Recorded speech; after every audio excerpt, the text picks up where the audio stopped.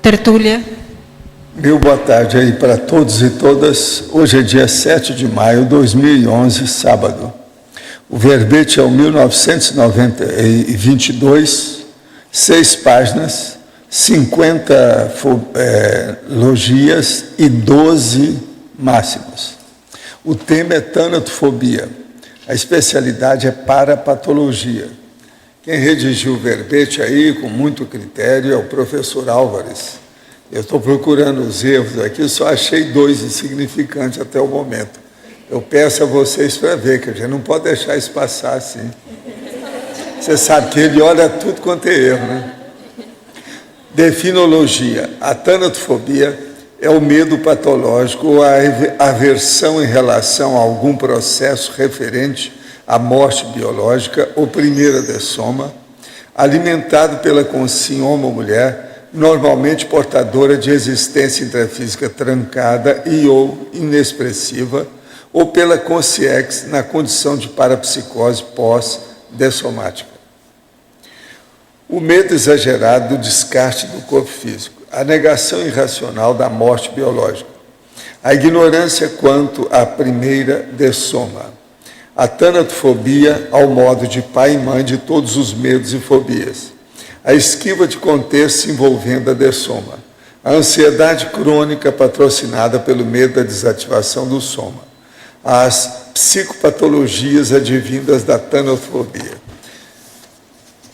a preocupação com o comitê de recepção pós-dessomática, o medo do retorno à paraprocedência baratrosférica, a importância de a autoexperimentação parapsíquica suplantar a crença na imortalidade da consciência. Eu li apenas um pedacinho aqui do texto, que é muito maior. Agora, na argumentologia tem a origem com 11 exemplos de causas para a origem da tanatofobia. E tem a terapeuticologia com 12 ações dispostas em ordem alfabética visando a terapêutica da tanatofobia.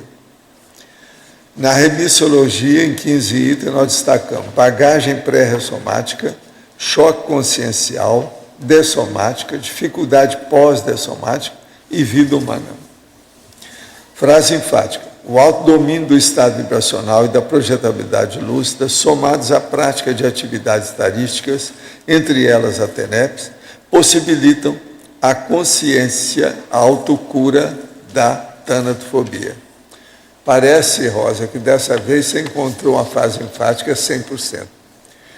Eu quero lembrar, ainda que você considera-se portador ou portadora da tanatofobia, em caso afirmativo, quais ações vem desenvolvendo visando a remissão desta fobia? A bibliografia específica tem 10 itens. Agora a pergunta. As energias são percebidas pelos chakras, pelo corpo emocional, pelo corpo mental. De que maneira lidamos com energias, mesmo sem energossoma, depois da segunda morte? Ou seja, a interação energética só ocorre na intrafisicalidade com o uso do energossoma? Não. Quem dirige as energias é o paracérebro. E qualquer dos veículos de manifestação atuam sobre as energias. Agora, o que é específico do assunto é esse que nós chamamos de energossoma, que é o que faz a ligação entre o psicossoma e o soma. Outra, já que as consciências não possuem olhos físicos, o que elas realmente veem na intrafisicalidade? Todas elas veem a mesma coisa? Seria algo parecido com o filme Os Outros? Depende da evolução de cada consciência? Olha, depende do nível de hiperacuidade da consciência. Mas agora veja, a consciência em si, para você ter uma ideia, é como se fosse um olhão. Pensa nisso como o grande olho, o olhão. Você vai entender como é que são as percepções parapsíquicas. Quando em um ambiente onde há inúmeras pessoas exaltando a personalidade, e sabemos que somos nós em outra vida, através de mais de 10 retrocognições saudáveis, o senhor julga justo de nossa parte criticar publicamente a personalidade, mostrando os erros com finalidade de diminuir essa exaltação? Eu acho isso conveniente.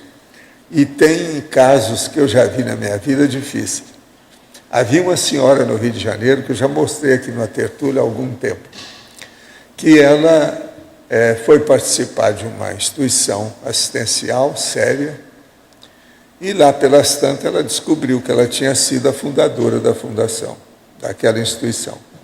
Agora, o que se passa? Quando começava a ter as comemorações, ela a primeira a exaltar a si mesma. Eu então falei com ela, não faça isso que os assediadores vão acabar com você. Porque isso é a chamada para-hipocrisia. Precisa ter muito cuidado com a situação dessa. Ela parou e ela falou que durante uma temporada realmente ela sentiu a presença dos assediadores falando umas bobagens para ela lá, porque o negócio, ela estava consciente do assunto, ela já tinha retrocognição. Quando é uma pessoa assim, que é líder de uma instituição, é mais fácil a retrocognição. Professor, esclareça algumas dúvidas sobre o para-microchip. A instalação do chip depende de que fatores em especial? Olha, a primeira coisa, só se faz isso visando uma programação existencial e interassistencial da consciência que vem aqui com lucidez. Então não se faz isso à toa, tudo tem que ter esse mérito para o trabalho interassistencial. A necessidade de se chegar ao nível de ofexista, ou o chip pode ser antecipado em um extrapolacionismo de evoluciólogo. Parece que em alguns casos eles fazem isso antes para ajudar a pessoa a ampliar o nível de profilaxia dos processos do passado dela. Existe relação direta entre a central estatística das energias, o para-microchip e a assistencialidade ectoplásmica? Às vezes tem, e tem outras coisas junto com isso, né? Tem uma série de manifestações aí que vale a pena pensar. Uma delas, muito séria, é o macrosoma, que você não falou nada aqui. O que o senhor acha sobre a previsão bíblica do Armagedon, da última guerra nuclear, do novo inverno glacial? Seria mais uma bobajada católica ou faz algum sentido? Não, é uma bobajada católica, de certos cientistas, de filósofos, de comunicólogos e so on. Quer dizer, e quejandos, é um monte deles. Agora, eu quero lembrar para vocês que tem o pré-evento Imersão na Autopesquisa Multidimensional, que é o primeiro curso de campo a se realizar em Aracê, Domingos Martins, no Espírito Santo. Os recursos desse evento irão diretamente para a construção do Laboratório da Paz no Campo Saquarema e do IPC. Serão 100 alunos contribuindo para o projeto multidimensional de Reorbex pacificadora do Estado do Rio de Janeiro. Agora eu entrego a vocês aí o Álvares, para vocês verem o que vocês vão fazer com ele, em matéria de tanatofobia. Eu quero lembrar que ele não tem tanatofobia, tá? É bom a gente clarear isso melhor. Quem é que está com o microfone aí? Faz favor, o homem está aqui, ó. Está na cadeira aí, na poltrona dos... Alô, Álvares, então fala um pouquinho para a gente por que você escreveu o verbete. O que te levou a escrever o verbete? Bom, oi. Primeiro, eu não concordo muito aí com o que o professor Valdo colocou aí de não ter tanatofobia, porque, de fato, esse tema ele me veio mesmo para pesquisar exatamente em função de várias percepções, experiências que eu tive, né? Começou em 2004, já numa qualificação docente que nós estávamos fazendo lá em Saquarema, e uma das dinâmicas que foi feita lá pelos professores me levou a refletir sobre essa questão de como é que seria, o que é que aconteceria comigo se eu tivesse morto naquele momento. Então, quando a gente passou por essa situação lá, foi bem impactante, porque eu não sabia se eu estava vivo, se eu estava morto, e aí eu comecei a me questionar, não, mas se eu não tivesse morto, eu não estaria sentindo, se eu tivesse morto, eu não estaria sentindo soma, e aquele questionamento. Mas a consciência com parapsicose, ela também sente, né? Sente dentro dos processos pensênicos dela, a questão do soma e tudo. Então, aquilo me levou já a pensar no primeiro momento nessa questão da tanatofobia. E aí as coisas foram passando, vários fatos foram ocorrendo. Eu tenho muito hábito de registrar coisas que acontecem na minha vida. E aí eu fui juntando ali vários fatos, que até então eu não tinha feito nenhuma correlação, mas que denotavam esse processo de ter desconforto grande relacionado a situações de dessoma. Até que, em 2008, quando a gente mudou para Foz do Iguaçu, iniciei uma técnica de mais um ano de vida. E chegou no meio dessa técnica, eu simplesmente esqueci da técnica, continuei a vida como se estivesse tudo normal, esqueci. E quando faltava mais ou menos uns 3 meses, já no dia 31 de dezembro, eu tinha conversado com Elizabeth Rodrigues, né, que é uma especialista na técnica, e o pessoal perguntou, e aí, como é que está? Vai virar o ano, daqui a pouco você vai dessomar, e caiu a ficha que eu tinha esquecido dessa técnica. E essa não foi a primeira que eu esqueci, já era a 4ª vez que eu estava tentando aplicar a técnica e eu esquecia da técnica no meio dela toda, né? Então, da técnica dessomável. Então, já mostrava aí que tinha algum tipo de dificuldade de autoenfrentamento desse processo de chegar próximo da dessoma, né? E aí eu resolvi bancar o processo. E aí o processo foi muito interessante, porque eu acompanhei muito isso com minha duplista, com a Jussara, e a gente foi discutindo bastante coisa. Você também, né, Mera? A gente conversou bastante sobre isso. E ficou claro para mim esse processo da tanatofobia. Concluí a técnica, foi bem interessante, assim, foi um aprendizado muito grande do processo de assistência que a gente pode fazer. Fiquei surpreso com o nível da conversa que a gente tinha com as pessoas durante a finalização da técnica, como várias pessoas fugiam, como outras pessoas ficavam fazendo piada em relação a isso também. Então, eu comecei a questionar até que ponto também as pessoas aqui, até da própria comunidade, o quanto elas não teriam essa fobia, e acho que isso foi o que mais me motivou a escrever esse verbete. E as coisas passaram, né? Então, concluí a técnica, continuei fazendo o trabalho, mas não aprofundei no processo da tanatofobia. Então, o negócio assim, chegou, entendi a importância, mas ainda não estava me sentindo com necessidade ou com capacidade de estudar aquilo. Até ir para o voluntariado lá da OIC, aí a gente teve uma dinâmica lá, e aí eu estava bem aberto, tudo, não fui com nenhuma questão pré-existente para essa dinâmica. E lá a palavra tanatofobia apareceu na tela mental assim, com bastante força. E aí, a partir dali, quando eu voltei para a minha cadeira, após o atendimento, então passei a ter uma série de reflexões, e aí sim eu comecei a pesquisar. E aí, isso ocorreu mais ou menos no início de 2009, e até hoje eu venho aprofundando bastante, estudando muito isso, para procurar entender quais eram as minhas questões relacionadas à tanatofobia, né? Então, nesse aspecto, eu me considero um convalescente. Assim, não considero que eu estou completamente curado do processo da tanatofobia, mas eu vejo que a coisa está caminhando bem. Senão, como a Telícia, eu não estaria aqui hoje. Você não veio aqui até o tertuliar de maca nem de ambulância, né?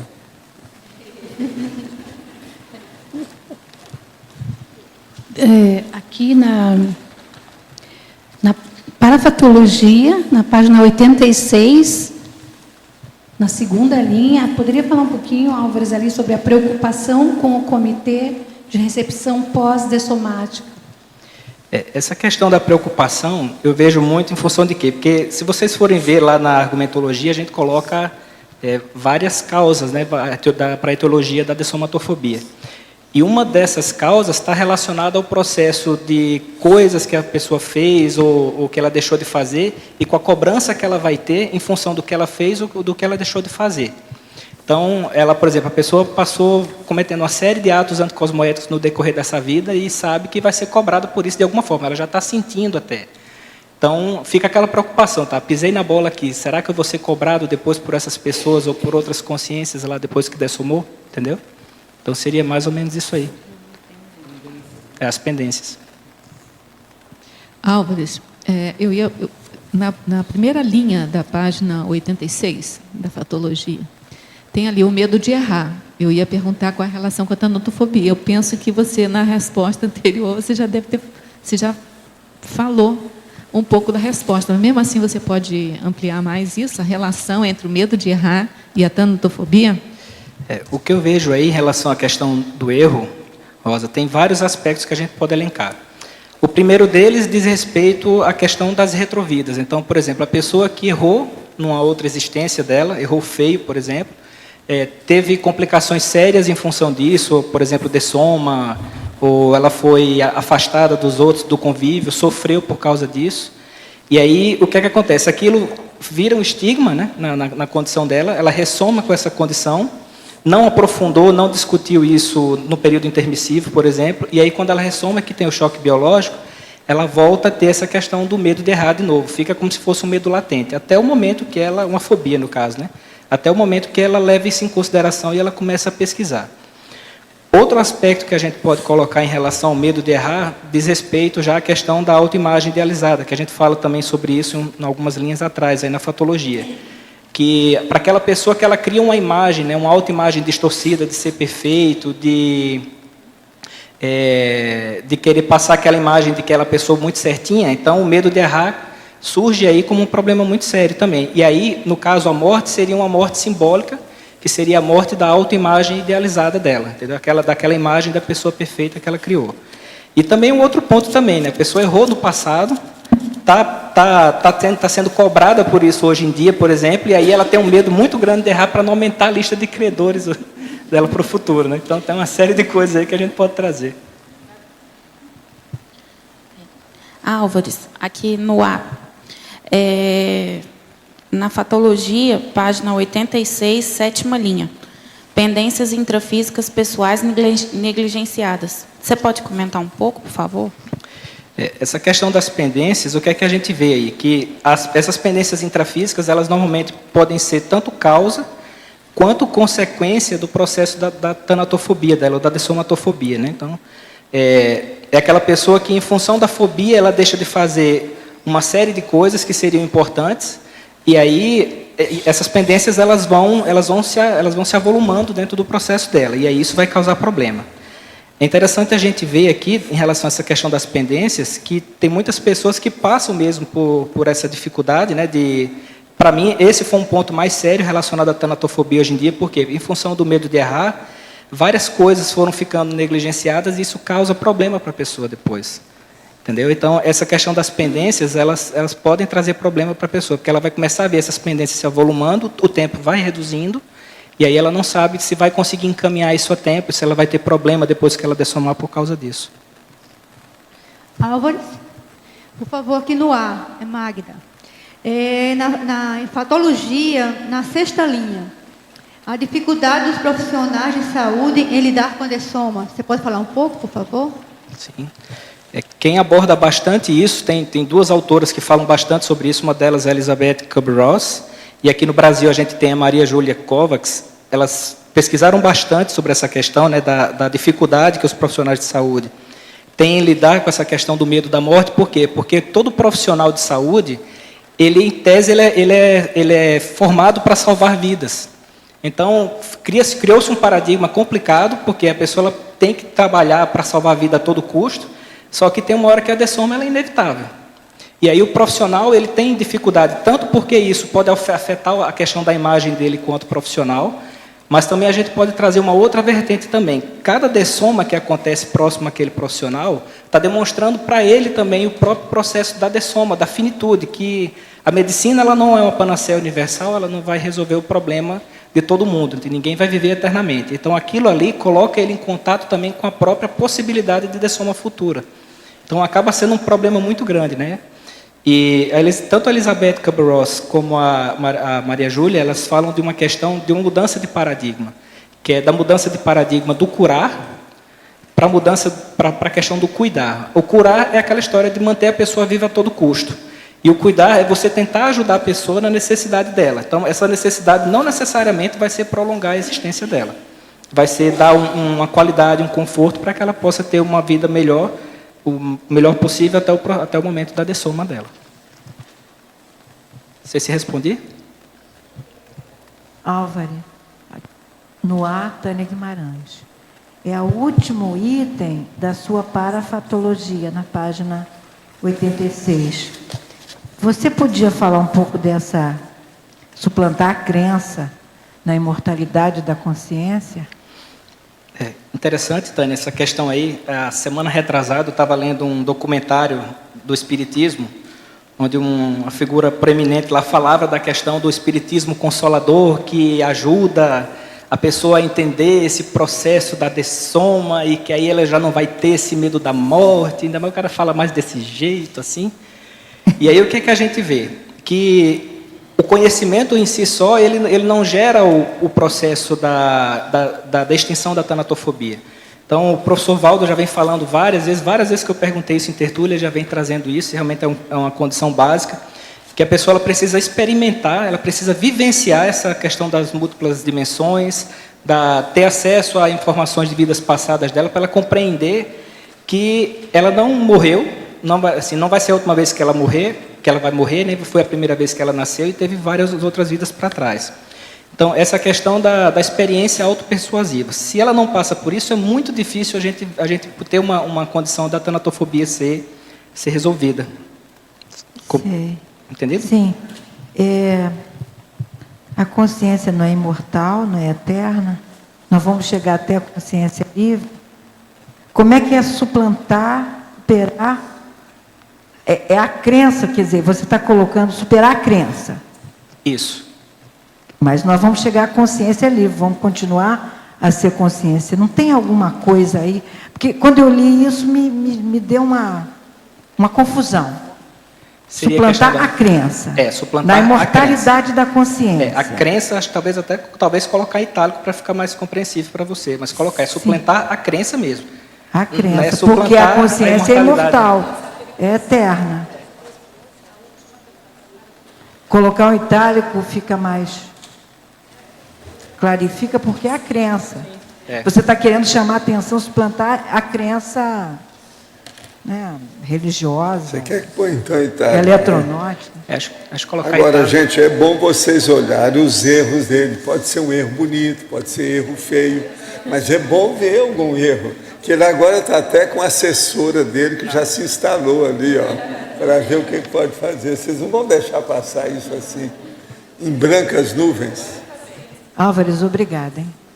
Álvares, aqui, página 86, fatologia, você poderia ampliar o item a organização antecipada da própria dessoma, 10ª linha, de arriba para baixo. Essa questão da organização antecipada, até recentemente eu estava vendo uma tertúlia aí que o professor Valdo estava falando, assim, até um princípio já bem antigo. Cuide do seu soma como se você fosse viver eternamente, né? Mas organize a sua dessoma como se você fosse dessomar nos próximos 5 minutos. Então, na tertúlia da Pilar, que ela falou lá da auto-organização, ela comentou esse processo da auto-organização da dessomatológica, né? A gente também já vem abordando isso também em outros artigos, em outras coisas. E o que é que a gente vê? Que é importante a gente organizar o processo da dessoma, porque é aquela história. Pelo menos, eu não sei até quantos anos eu vou viver. Então, o ideal é que eu organize as coisas para que nem eu fique passando por problema depois, que eu vou ter que tentar me comunicar com alguém para resolver a pendência que eu deixei. Como também para deixar problema para as pessoas que vão ficar aqui, especialmente para a questão da duplista, né? Então, nessa questão da organização, tem até alguns aspectos que a gente já tinha visto. Por exemplo, cremação. Você quer ser cremado ou quer ser sepultado? Então, o ideal é que você deixe um documento informando isso, informe aos seus parentes, esclareça a eles sobre o porquê, porque depois fica difícil de você resolver. Lá no extrafísico você não consegue resolver facilmente isso. Que se realize um processo de orçamento para as despesas, com cremação, por exemplo, hoje em dia. E tem o processo de doação de órgãos. Também ia falar, Então, o processo do orçamento para as despesas. Então, quem quer ser cremado hoje tem que mandar o corpo para Curitiba.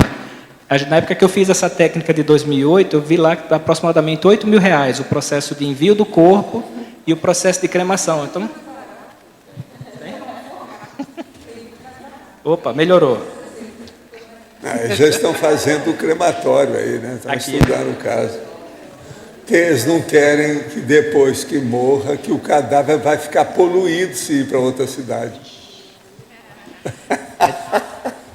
Aí tem o processo aqui também da doação de órgãos, como já foi falado. Então, isso precisa ser deixado por escrito e informado aos familiares também. Você ter dinheiro para fazer essas despesas todas, promover reencontros o quanto antes, né? E a questão do testamento que foi falado aqui. Que é importante a gente ver quantas famílias não se dissociam ou não tem problemas sérios depois, em função dessa questão dos bens não ser comunicado. Tanto através da escrita, né? Seja a pessoa deixar algum documento escrito, mas também comunicar antes. Para quê? Para evitar o processo de cotoveloma que vai ter depois. Então, isso precisa ser organizado o quanto antes para se evitar esse tipo de problema. Então, a organização dessomatológica seria em função disso, mas aí, logicamente, eu não preciso estar com isso tudo up-to-date hoje, mas o que já puder organizar, ajuda. Isso poderia considerar-se como kit técnico dessomático? Kit técnico pré-dessomático. Álvares, é um comentário a respeito disso. Eu não sei quantas pessoas aqui têm testamento, ou têm a documentação, ou têm tudo isso. É uma experiência ótima a pessoa fazer isso. Não ficar esperando ter alguma coisa, porque a própria técnica de mais um ano de vida, ela te leva para esse tipo de decisão bem rápida. E vencer esse preconceito. Uma outra coisa que você comenta aqui na fatologia é a quarta linha, que fala a esquiva de contextos envolvendo dessoma.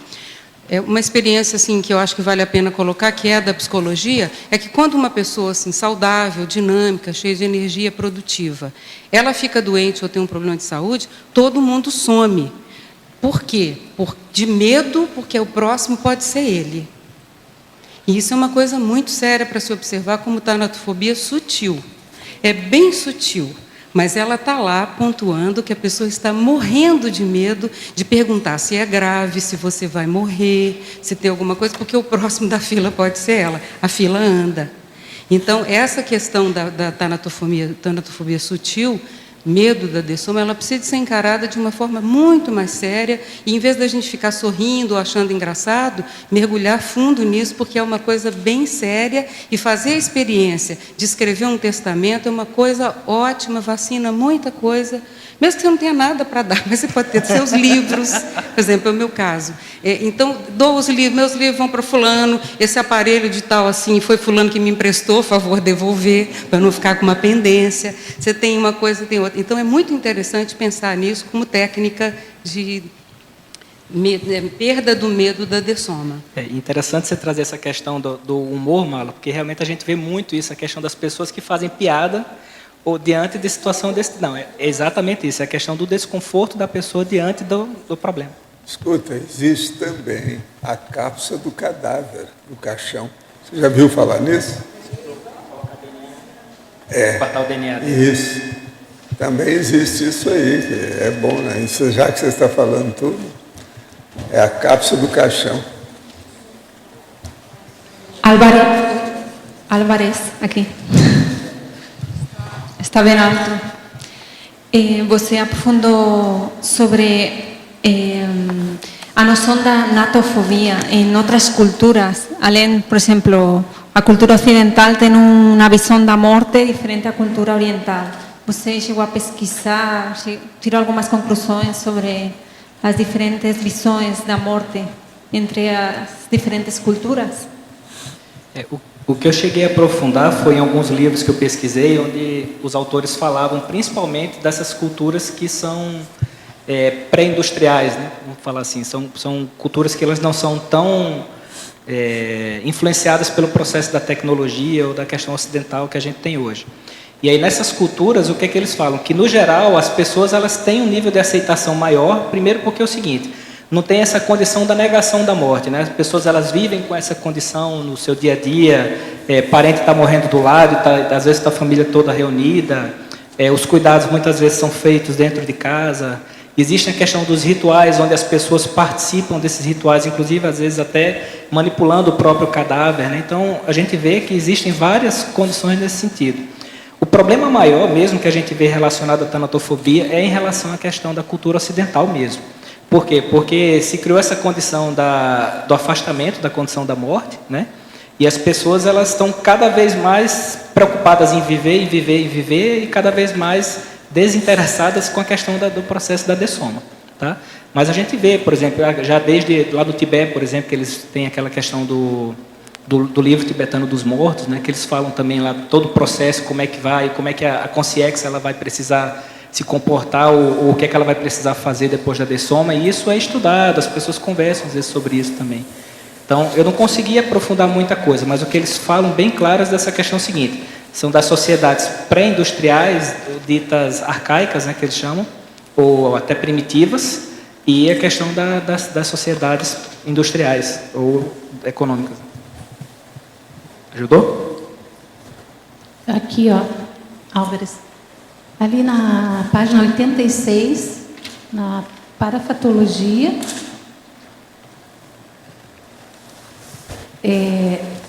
o continuismo multiexistencial. Podia falar um pouquinho ali sobre o continuismo multiexistencial, como que atua isso? O continuismo multiexistencial é essa condição de você continuar em múltiplas vidas, né? Você não está simplesmente preso à atual existência, você não tem só uma vida, você teve várias para trás e vai ter outras tantas para frente também.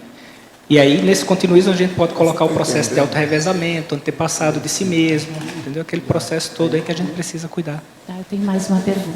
Desculpa, eu vou meu tema de pesquisa, quando eu entrei na Conscienciologia, foi por causa da tanatofobia. E eu pensei em escrever sobre isso, por isso hoje eu vou te crivar de perguntas aqui, tá? Ali também na fatologia, na página 86, na fatologia, nona linha. De cima para baixo ou de baixo para cima? Você falou ali sobre os rituais pré-dessomáticos atuando em alguns casos ao modo de atenuante. Como que é isso? Então, isso aí vai ter muita relação com o processo das crenças da pessoa. Então, por exemplo, o católico que recebe a extremunção, entendeu? Na condição de vivo ainda. Ou aquela pessoa que vem e recebe o passe energético mediúnico, que vai ajudar ele a passar pela segunda dessoma mais rápido, entendeu? Então, eu vejo que isso aí está muito relacionado com o processo das crenças. Se dentro das crenças da pessoa o básico necessário foi feito para ela conseguir ter uma dessoma mais tranquila, muitas vezes isso favorece. Agora, em outros não, né? Porque se a gente for ver mais para cima um pouco essa questão das crenças religiosas, vamos pegar um exemplo clássico aí que é o do catolicismo. O catolicismo fala, quem é pecador vai para o inferno. Aí me pergunta, quem é que nunca pecou? Ou seja, vai todo mundo para o inferno. Então, o camarada, quando chega no final da existência dele, ou quando ele vê que ele está para morrer, qual vai ser a preocupação? Eu vou para o inferno. Aí vem o processo da tanatofobia, vem todo mais... Não, e tem o fato também de a pessoa fazer a confissão no momento da morte, quer dizer, aí perdoou tudo. Isso. A ideia a fantasia disso, né? A questão da visita dos parentes também, a gente pode encarar isso como um ritual também. As pessoas que vêm, não, fulano vai morrer, vem todo mundo da família para se despedir. Isso também ajuda dentro do processo, né? E tem mais uma ali na 7ª linha também, bem no finzinho, os desvios e atrasos da programação existencial pessoal. Nesse ponto aí, o que eu acho interessante trazer, que foi o desdobramento da pesquisa que eu fiz, que eu comecei pesquisando esse processo da tanatofobia, mas eu vi que para mim a questão mais séria não era a tanatofobia, era a biofobia, ou medo de viver. Então, a pessoa que ela tem medo de morrer, ela vai se esquivar de muita coisa que acontece na vida dela. Por quê? Porque basicamente quase tudo que a gente faz tem algum nível de exposição a situações que podem causar dessoma, não tem? Na vida da gente tem, mas a gente faz parte da vida de qualquer pessoa, ela tem que aprender a lidar com isso e saber lidar bem com isso. E aí o que é que acontece? A pessoa que ela tem tanatofobia, ela vai tender a se esquivar de uma série de compromissos, uma série de coisas na vida dela que são importantes para ela. Então, uma questão bem clássicas aqui que a gente acabou não colocando no verbete, mas que é muito importante colocar aqui. Por exemplo, a criticofobia. O medo da crítica, o medo exagerado da crítica, a criticofobia, eu considero como uma consequência da tanatofobia. Então, a pessoa ela tem esse medo da crítica, por quê?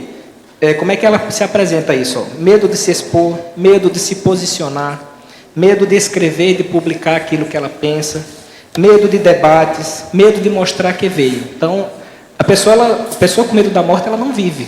E por não viver, ela vai deixar uma série de compromissos proexológicos dela de lado. Entende? Então, se a pessoa ela não trabalha essa questão da tanatofobia, ela vai tender muito seriamente a ter problema.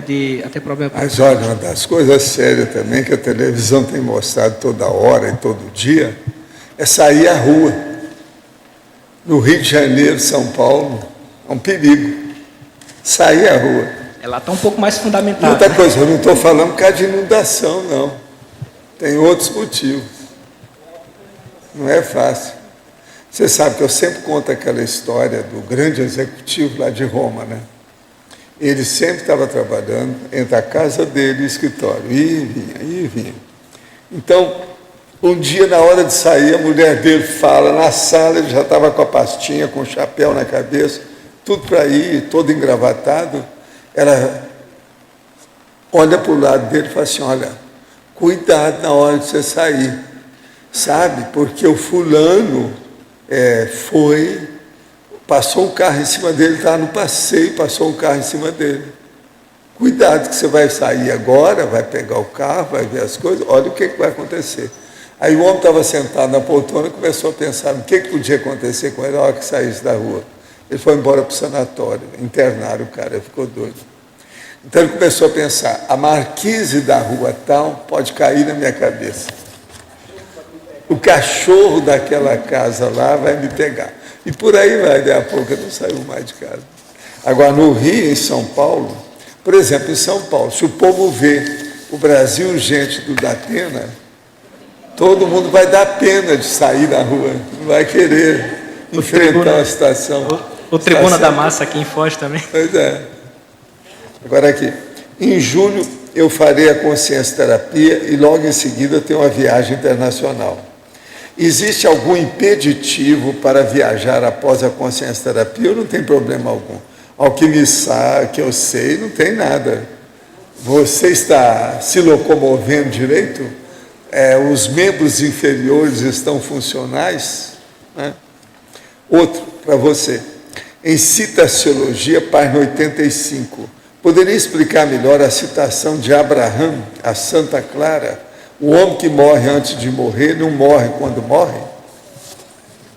Essa citação eu retirei de um livro de Stanislav Grof, que ele é um pesquisador, um psicólogo norte-americano, e ele cita lá essa questão da frase. Depois eu fui procurar em outros sites na internet, eu achei de fato essa citação, e o que ele fala, assim, o que o Stanislav fala lá é trazendo a relação desse processo do morrer antes de morrer através da projeção consciente. Ou através da projeção consciente ou da pessoa que de fato reflete sobre o processo da dessoma antes de dessomar, para que aquilo ocorra antes. Então, o que a gente pode trazer aqui mesmo é o exemplo de quem tem uma projeção consciente, quem consegue se projetar, né? Então, o morrer antes de morrer, até o professor Valder, ele cita como exemplo a projeção consciente como uma mini-morte. Então, a pessoa ela sai do corpo e perde o medo da morte, né? E quando a pessoa sai do corpo antes de morrer, então o processo de morte, ele vê que não existe o processo de morte, né? Um outro ponto também está em relação a questão do... Acho que eu perdi o raciocínio aqui. Basicamente, não, mas é basicamente isso aí mesmo. É o processo da pessoa... lembrei. A questão, por exemplo, da EQM, né? Quantas pessoas não já passaram por experiências de quase morte e que... Passando pela EQM, segundo disso, um dos primeiros sinais desse processo pós-EQM é a questão da extinção do medo da morte. Então, cai bem dentro dessa questão. O Stanislav Grof, na hora que ele fala sobre isso, ele está falando, inclusive, dentro de um contexto de experiências de EQM. Li um artigo sobre amparadores que ajudava em dessoma coletiva. Foi falado que existem amparadores de primeiro e segundo nível. Nunca ouvi ou li algum livro do senhor mencionando níveis de amparadores. Isso é verdade ou esse artigo é falacioso? Porque o reurbanizador é o mais poderoso dos serenões? Olha, a primeira pergunta é o seguinte. A questão de amparadores, esse negócio de falar em nível 1 e 2, isso é besteira. O amparador nada mais é do que a pessoa humana, só que ele se manifesta pelo psicossoma, mas tem o mesmo nível evolutivo daquela pessoa que ele assiste, o amparando. Agora, que se comunica através do soma. Agora, o que se passa? O que é a diferença dele com os outros é o seguinte, ele não é guia cego, ele é um técnico dentro daquele assunto. Naquele nível, ele sabe o que está fazendo. Agora, por exemplo, se você for olhar o processo de guia cego e amparador, aí tem também outros níveis, a situação é diferente. Guia cego é aquele que ensina ou mantém a pessoa dentro de determinadas crenças, quase sempre dentro de religião ou seita. Isso é que é o guia cego. E religião e seita sempre tem guia cego. Por quê? O amparador, ele vai dar um jeito, se vai ajudar alguém, a primeira coisa, ele vai extrair aquela pessoa da crença ou da religião.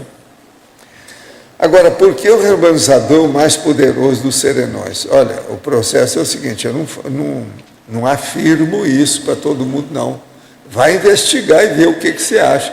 Agora, do povo, tudo que eu vi até agora, esse é o maior que eu já vi até hoje por aqui.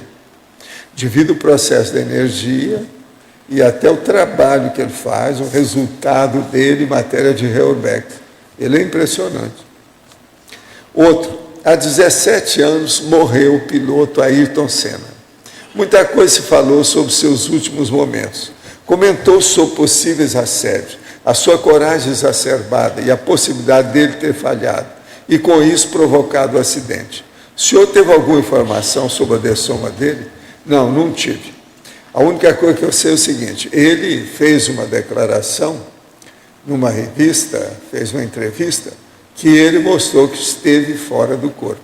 Então eu acho que ele é uma pessoa que deve ter passado um aperto depois que dessomou. Por quê?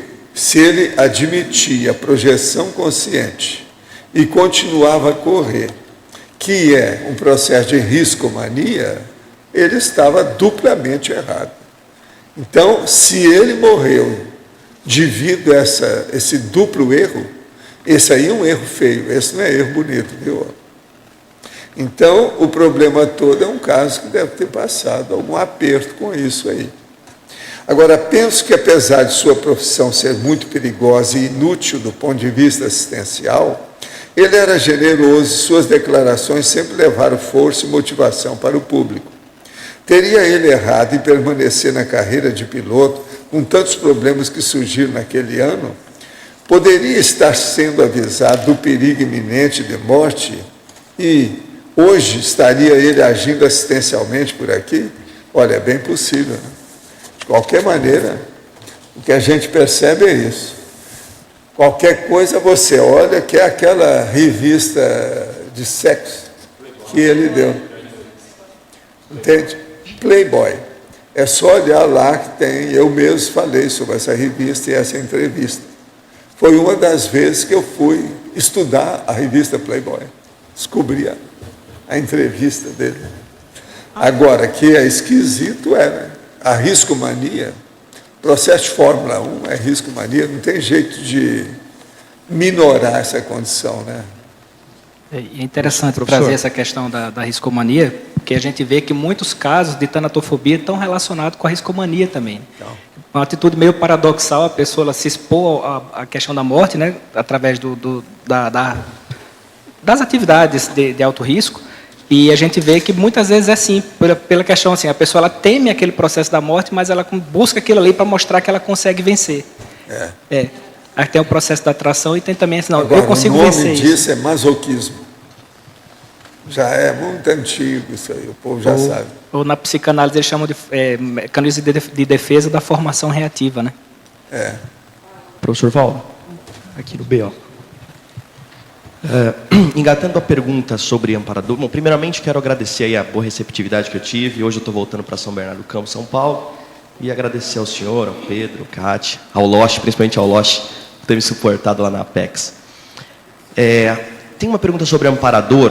Essa amparadora, o psicossoma dos amparadores, até exemplificando com a amparadora monja, essa relatividade com religiosidade, eles poderiam mudar de formato? Isso tem alguma coisa a ver? Não. Nem por ser... O nome dela, a monja que eu dei, é um apelido, devido ao processo que ela usa, que é aquele tipo de chapéu, ou de envolvimento da cabeça, com o véu, aquele véu que faz isso. Então, isso é monja que às vezes usavam. Então, quando eu a vi, eu pensei até que ela fosse monja. Não tem nada a ver com isso. Não tem nada a ver. Mas ela tem relação com árabe, com Islã, lá na Espanha. Algum amparador que a gente acha que tem um formato parecido com algum filósofo oriental, alguma coisa assim, não tem totalmente, não tem relatividade com não, eles se escapam disso. Escuta, um serenão, ele já está muito além dos processos de religiosidade. Ele entende o problema. Ele não tem mais misticismo, ele não tem adoração. Ele não se ajoelha, ele não é mais genuflexo. Você está entendendo? Da genuflexão. Isso tudo é tolice, é infantilidade, é processo subhumano. Problema de bicho. Por quê? Genuflexão mostra que tem uma canga em cima da pessoa. Ela está submissa, sujeita. Amparador não gosta disso, evoluciólogo não gosta disso, serenão não gosta disso, ninguém está nessa mais. Entende? Tá, eu tenho só uma segunda pergunta com relação ao que eu fiz o laboratório de mobilidade física Vigil, e eu percebi que o pensamento ele é muito aumentado e aguçado. Existe alguma pesquisa com relação ao QI, ao coeficiente de inteligência, se ele é aumentado? Porque a gente escuta muito falar que o QI... inteligência é uma coisa relativa. Nós falamos mais aqui, é na hiperacuidade, ou seja, na onomaturologia. Isso é mais importante, porque quociente intelectual depende do teste que você faz. Entende? Mas ele poderia ser aumentado. Porque esse teste pode ser variado a infinito. Medir a inteligência da pessoa pela matemática é burrice. Por um desenho é outra burrice. E por aí vai. Tem que ver, é o acervo geral de cognição com todo o problema da hiperacuidade. Qual é a perspicácia cognitiva dessa pessoa? Então, por isso que o QI é tão discutido como quociente intelectual. O povo não admite muito isso. Porque eu nunca e nem ouvi pode mesmo. Eu nunca ouvi que ele é aumentado, né? E se você continuar na pesquisa parapsíquica, ele vai aumentar. Se você... eu já tive vários colegas e já vi essas coisas muito, já examinei. Já teve colega que eu conheci, gente que eu vi de perto, que eles foram examinar o quociente dele e viram que estava muito exaltado para a pessoa que eles sabiam que era aquela pessoa, de onde ela veio. Então eles quiseram fazer tudo de novo. O cara mostrou a língua para ele, deu uma banana e caiu fora, virou e foi embora. Isso nos Estados Unidos, eu vi acontecer. Está entendendo? Por quê? Tolice. Então, isso você não pode confiar. QI é uma coisa, do jeito que tem por aí, não pode confiar. Agora, o povo, às vezes, leva isso em consideração, etc. Tal, mas não confie. Desconfie. Legal, obrigado. Poderia explicar melhor a técnica de mais um ano de vida? Ao aplicar essa técnica, eu devo supor que, ao final, haverá a dessoma? Seria bom a Beth falar alguma coisa sobre isso. E ela agora está com o cabelo cortado em dia para responder. Faz favor, vamos em frente. Agora, depois, se você quiser, você fala que está mexendo com você, porque você falou na técnica de mais um ano de vida do seu texto. Mas é que ela, como é especialista, a gente primeiro escuta a especialista, depois acaba com a especialista. Tá certo? A técnica de mais um ano de vida, ela consiste em você fazer um balanço geral da sua vida, né? E fazer uma programação para sanar todas as pendências. Até então, né? Por exemplo, é interessantíssimo ela ser feita a partir do término da fase em que você se encontra executiva ou preparatória, para fazer um fechamento e recomeçar um novo patamar. É interessantíssimo, ela tem um efeito muito positivo quando você está predisposto a fazer uma reciclagem profunda, né? E a partir daí você vai ajustando. Álvares, parabéns, Álvares, pelo seu verbete. E aí você enumerou bastante aqui a técnica, já que a técnica ela imprime também um pouco essa condição de estar em checkmate da somar e não da somar. Você pode fazer o seu complemento a partir da experiência? A questão que eu vejo assim, é mais em cima do que até a professora Malo, uma vez ela falou da técnica lá, que ela diz o seguinte: o foco ela pressupõe esse processo da dessoma, né, o foco da técnica.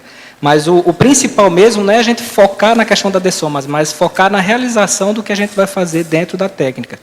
E até já fazendo um convite aí para os tertulianos e teletertulianos, que nós estamos criando um curso. O curso está em fase final já de elaboração e ele vai ocorrer a partir de agosto, final de agosto. A gente não tem bem as datas aqui ainda definidas, mas as pessoas interessadas em participar do curso, é um curso modular que vai ter um ano inteiro de duração, são 4 módulos, e a ideia desse curso, de fato, é que a pessoa ela vá para aplicar a técnica, e ela consiga aplicar a técnica com esse acompanhamento de pessoas que são mais especializadas, que já trabalharam mais com a técnica de mais um ano.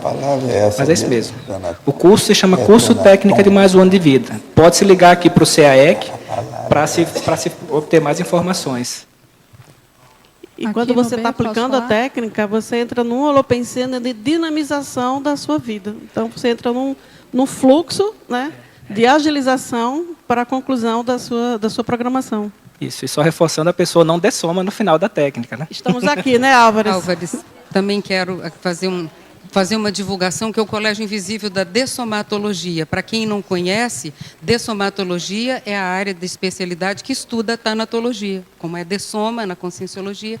E vale a pena também comentar que um dos integrantes do Colégio Invisível foi comentar aqui com alguém que estava eu agora estou fazendo parte do Colégio Invisível da Dessomatologia. O outro falou, credo. Nosso colega, tá? Credo. Então, eles pensam um pouco assim, que é a maldição de Tutancâmon. Você estudar a dessoma, que é uma coisa assim de super mau gosto, mas isso é a Socin que já pensa. Se a gente não tiver um diferencial sobre isso bem claro, nós vamos cair exatamente na mesma ideia, entende? Então, o CID, o Colégio Invisível, não é o CID, é o Colégio Invisível da Dessomatologia, ele estuda a vida, para a pessoa poder ter uma qualidade melhor de produção, de produtividade e rendimento, para não ficar com esse pavor na última hora, quando está faltando 5 minutos e não dá mais tempo de fazer nada. E com elegância, né, Malu? Isso no mínimo. Está na moda, né, Malu? Porque é a questão do anti-envelhecimento, né? A partir dos 30 anos, dizem que a gente começa a decrescer, né, em termos biológicos. Então, é cuidar para não dessomar tão cedo. Eu tenho uma sugestão na fatologia, terceira linha de baixo para cima, as psicopatologias advindas da tanatofobia. Eu sugiro, depois desse item, colocar a síndrome do pânico e a hipocondria, que eu acho que são as duas assim mais próximas disso, né? O próprio pânico, ele é alimentado pelo medo de morrer devido à crise aguda de ansiedade. E a hipocondria também, né? A hipocondria, ela está aí na quarta linha, né? Não sei se você chegou a ver. Já está aí. Tá, desculpa. Então, a síndrome do pânico eu preferi não colocar, porque só a gente precisaria bom listar as outras também, né? Pânico, toque, outras síndromes mas ansiosas. Eu acho que o pânico é em cima do lance, porque o medo da morte alimenta, né, a crença de você achar que está morrendo por causa da crise aguda de ansiedade. É bem em cima do lance, né? Claro que todas as psicopatologias têm alguma relação. Eu acho que na citaciologia, essa citação que você mesmo falou, o professor Valdo sempre fala, da gente sempre estar preparado para a morte, né? Morrer daqui 5 minutos, é uma situação antiga, se não me engano, né? Eu acho talvez assim bem significativa para por aí. Só uma correção aqui, o pessoal viu que o Stanislav Grof, ele é um psicólogo tcheco, não é americano, não. Vírgula aí, não precisa, não. O erro de uma letra a mais em Santa Clara, você já viu? É assim mesmo. É assim mesmo? Santa Clara. Agora, achamos uns erros bravos seu. Sabe aonde? Está aqui, a homem de ação. Esse é o maior. Esse é erro feio. Esse não é bonito. Está lá, feminologia, última linha. A homem de ação. Fora tem 5 A que não foram colocados, está com O. Acho que dessa vez nós pegamos mesmo. Custou. Não está a homem de ação. É o homem de ação. É porque ele copiou lá o negócio, saiu errado. É a mulher. Não, mas pois tem alguma coisa. Então, é isso que eu estou falando. A homem de ação. Mas eu já sei o que foi. Isso aqui não fui eu, não. Foi o pessoal da revisão. Mas eu não revisei por outro. Essa não. Ele já entregou o negócio feito. Tá com vários erros. Agora aqui. Aí a gente tem que chamar aquela vovozinha, etc. Mas tem mais aqui, né? Viu? Outra coisa, 5 vezes o O é muita coisa. Tem mais erros aqui. Agora para você. agradeço pelo seu verbete na condição de participante do CID, Colégio Invisível da Dessomatologia, e pediria para expor sobre o CID, Colégio Invisível da Dessomatologia, página 86, e sua importância como profilaxia da tanatofobia. Quem está escrevendo é a Daniela Biari. Tem um agradecimento muito grande aí com o pessoal do CID. Eu participei um tempo lá com eles, a gente fez uns debates, eu coloquei um tema para pesquisar lá também em cima da tanatofobia.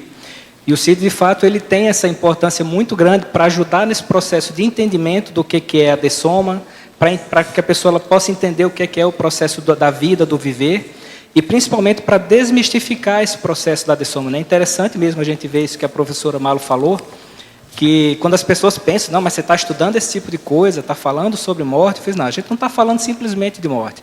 A gente está falando da morte como uma passagem, como uma modificação de estado consciencial, fala do quanto a morte ela gera aprendizado para as pessoas e também do quanto ela é importante para a qualidade de vida, da mesma forma que a qualidade de vida também é importante para o processo da dessoma. Então, a pessoa que tem interesse ou que tem ou que também tem dificuldade, além do interesse de algum processo relacionado à dessomatologia, é interessante ela procurar os coordenadores do CID, que é o Mário Mariá e a Regina Sterman, que agora não é o dessomatologia@colegiologia.org. Podem estar em contato com um dos dois e conversar mais, buscar mais informações sobre o CID. Mas, de fato, é uma das melhores ferramentas que a gente tem para ajudar a pessoa a entender o processo da dessomatologia. Aqui eu não coloquei porque não deu tempo, mas no artigo que eu escrevi sobre essa parte aqui da tanatofobia, da autossuperação, na terapeuticologia, uma das ações que eu coloco é a pessoa fazer parte do CID, para que ela entre lá, pesquise e veja que não se tem nenhum enfoque mais de sofrimento, nenhum enfoque de mitos ou da questão de perda que se tem, que a gente vê no senso comum da morte. Então, fica o convite para as pessoas que quiserem pesquisar um pouco mais sobre dessomatologia, conhecer mais sobre o Colégio Invisível da Dessomatologia e procurar os coordenadores. Qual o papel dos olhos físicos na conexão energética?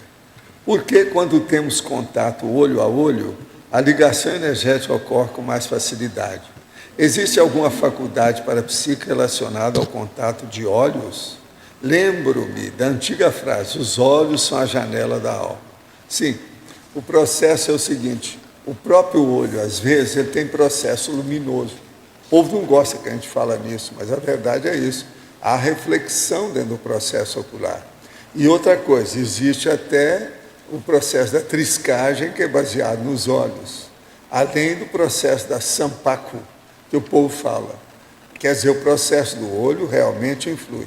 Outra coisa, eu penso que o agente, ou o fator, a causa mais séria do olho chamar a atenção, ou dos olhos chamar a atenção, é que ele é o veículo do processo do fronto chakra.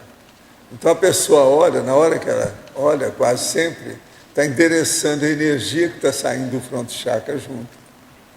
Então eu acho que isso também influi demais aí, devido à relação, porque fronto chakra e olho, tudo na mesma base. De modo que eu penso que é muito sério. Uma outra coisa, nos estudos, desde que eu comecei a fazer estudo de cosmetria, o processo de maquiagem, o problema da apresentação e a produção de uma pessoa, por exemplo, um rosto, do que chama mais atenção de uma pessoa é a sobrancelha por causa dos olhos. É a sobrancelha. Então, por exemplo, você vai fazer uma maquiagem, uma das coisas mais sérias que tem é ver a sobrancelha da pessoa, porque senão estraga tudo se você não olhar direito. Se fizer uma sobrancelha de macho, a mulher, por mais bonita que seja, ou toda bonitinha, tipo francês, bem suave, bem leve, você está entendendo? Ela vai ficar macha. Você está entendendo? Não vai adiantar nada. Então é muito importante. Agora, se a sobrancelha com os olhos tem essa importância, é a mesma coisa do olho, entende? Então é muito sério. Valdo. Uma coisa muito séria também. Você pega um gatinho, com o passar do tempo, ele abre aquele olhão assim, olha para você, ele olha para os seus olhos. Por que ele sabe que é o olho? Entende? Então o processo vem da vida subhumana. Pelos meus estudos, eu acho isso. A vida subhumana. E agora, esses dias, nós temos lá um gatinho com 2 meses, ele já está totalmente, ambientou. Mas agora é incrível. Ele já descobriu o brinquedo, ele já fez, esse aí é até inteligente, o gato. Por exemplo, tem um armário baixo, que tem uma chave do armário com 2 chaves penduricalho. Como aquilo está baixo, ele fica em pé e começa a bater. Como o armário é de lata, na hora que bate, a chave bate, ele acha o máximo. Então é Quer dizer, ninguém ensinou para ele, ele já descobriu o brinquedo. Vocês estão entendendo como é que é? Agora veja, 2 meses.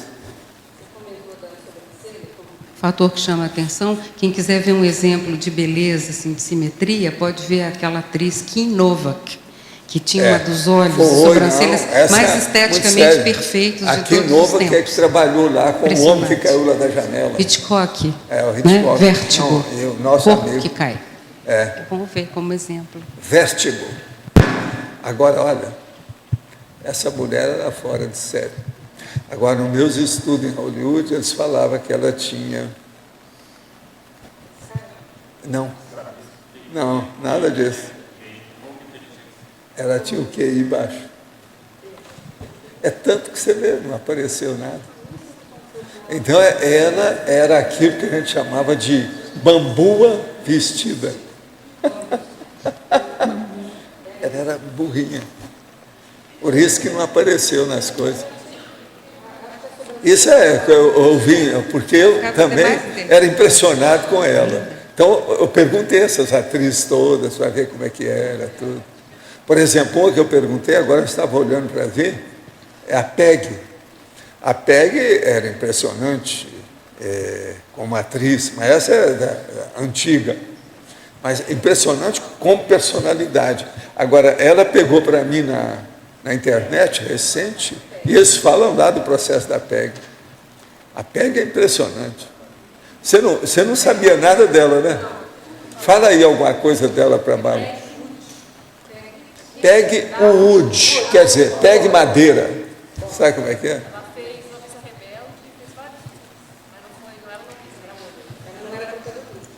Não. Mas agora, uma cabeça. Essa era a cabeça. Então, eu lembro que eles fizeram a relação entre a Kim Novak e ela. Então, eu falei assim, a Kim é QI baixo. Porque não tem jeito, com o tempo, todo mundo vê quem é mais inteligente e quem não é. Entende como é que é? A situação é difícil. Um cara que eles falaram que é muito inteligente é o Gregory Peck. E esse foi um dos maiores atores de todos os tempos. Um show de bola. Um outro que era esquisito, que era excêntrico, é o Charleston Heston, que foi até o chefão das armas nos Estados Unidos. Aquele ele era esquisito. Artista tem disso, né? Acaba aparecendo a realidade dele, né? Não, o Planeta dos Macacos foi uma coisa pior, mais séria dele. Ele era um bom ator, mas agora bem baratosférico. Bem baratosférico. É uma opção de coisa esquisita. Agora veja, um ator que vai ser o chefão da sociedade do rifle, do fuzil. Você não acha que tem alguma coisa? Pois é. Quer dizer, o cara então quis viver o faroeste em vez de interpretar, né? Álvares, aqui no B, em Fatologia, na página 86, você podia aprofundar aí o medo de errar e a tanatofobia? O medo de errar, André, a gente já comentou sobre isso aqui.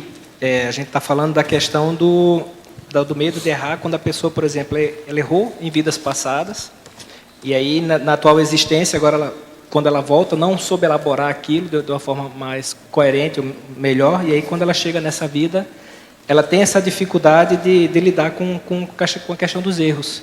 Então, ela tem o medo de errar porque já errou muito no passado, e isso trouxe uma série de problemas para ela.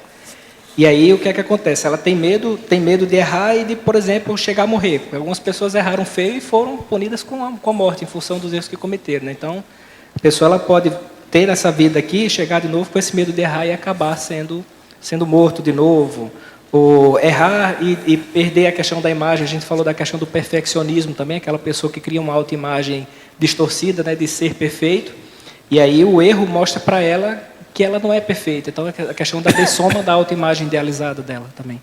Entendeu? Álvares. Aqui, ó.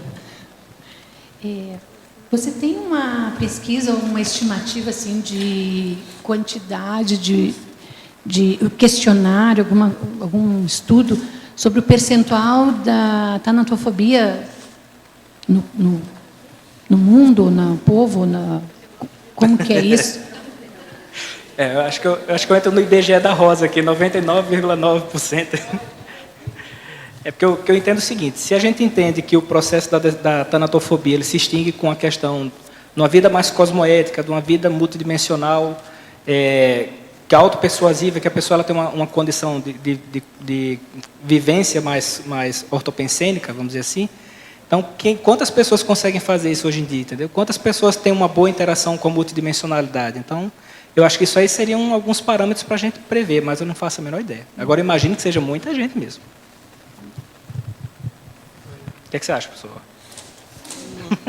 Álvares, mitologia, página 87, poderia falar do segundo item? A condição do mito eletronótico aqui é aquela condição do materialismo, né? Ou seja, a vida da pessoa, a existência dela é do nascimento ao túmulo. Então, essa condição terminou, ficou 7 palmos abaixo da terra, a pessoa não tem mais existência, deixou de existir. Então, o trabalho, que é muito do que a gente vai fazer aqui dentro da conscienciologia, é ajudar a desconstruir essa condição que a pessoa ela não tem, uma lavagem cerebral de que a pessoa ela não teve só essa vida. Ela teve outras e vai ter outras para frente também. Então, aí entra o processo de desconstruir essa condição e, ao mesmo tempo, passar técnicas, informações para que a pessoa ela possa vivenciar por si própria essa condição e, aí sim, ela também fazer essa desconstrução nela mesma. Entendeu? Álvares, letra B, Rosa. Em primeiro lugar, eu gostaria de parabenizar você, porque o tanto de assistência que você está fazendo, não é só a nós conscientes, como a Consciex, né? Que esse é um grande problema para todos nós, a questão da dessoma. E eu gostaria de colocar para você, no item 10ª linha da página 86 da fatologia, a organização antecipada da própria dessoma, que faz parte da técnica do mais um ano de vida, o quanto que esse item ele contribui para o medo, para a tanatofobia, porque muitas vezes, como no meu caso, é essa falta de organização na vida intrafísica que gera o medo da dessoma. E quando eu comecei a aplicar essa técnica, ainda não estou completa, não, mas aí eu vi que não é o medo da morte em si, de passar para uma outra fase, e sim o medo da desorganização que vai deixar nesta própria vida. Então, muitas pessoas podem estar conceituando esse medo por falta de organização na própria vida intrafísica. Você concorda com isso? Ainda acho que a base ainda é a questão do medo da morte, né, Rosa? Mas, como a gente falou, a gente coloca aqui na argumentologia, de fato, tem várias causas. Uma dessas aí pode ser relacionada a isso que você está falando, sim.